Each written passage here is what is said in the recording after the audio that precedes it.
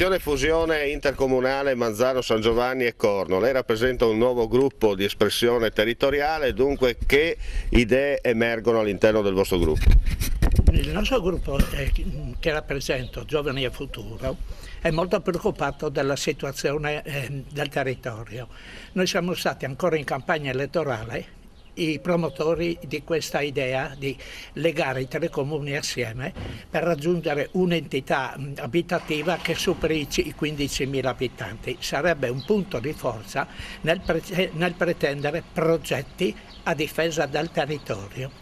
Siete in tempi in cui è difficile abbattere i campanili, in particolare in Friuli, dove c'è molta ottusità per far capire alla gente l'utilità della fusione, non delle unioni ma delle fusioni.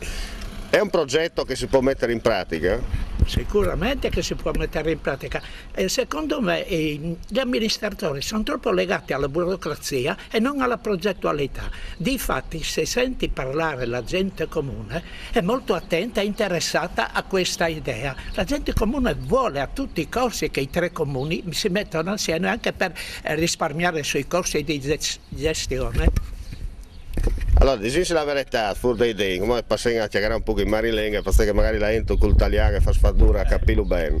Il discorso è semplice, e sono anche che si chiacchiere, ma alla fine nessuno le mette in pratica. Perché? Punto di domande.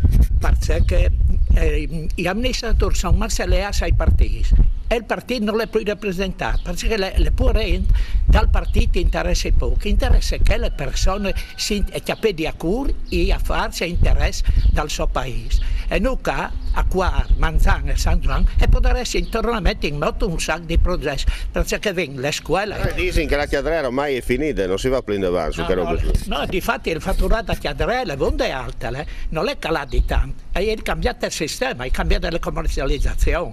E le manualità si danno un po' a calare, perché le abbiamo perduto un sistema artigiano di piccole e medie portate? Ma la mentalità locale si arriva a sbloccare finalmente oppure veramente è sempre massa se a dure la difficoltà a tirare fuori i conis si vedono alla luce dal sorelle? Ma se no cominciamo a mettersi d'accordo e a progettare con l'università è chiaro che cambieresti un po' le idee al chiaro.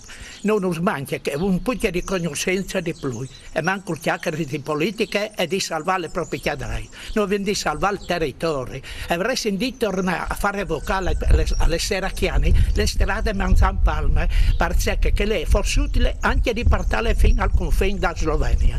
Senti, in tempi in cui i carui non arrivano a attaccarsi a chiadrei da politiche, magari sarebbe solo di tirare fuori qualche don per poter arrivare a far colare certi tipi di chiadrei se magari viaggi la mentalità, no? E forse ora che qualche don al molarsi le chiadrei si dimettesse e lasciasse al posto a qualche giovane che di buona volontà che hanno bielle idee. Bisognerebbe chiacchierare con l'ente comune, non chiacchierare solo fra partiti per salvare il loro posto. Io ne vado di essere tre, però lui rappresenta un movimento giovanile, no?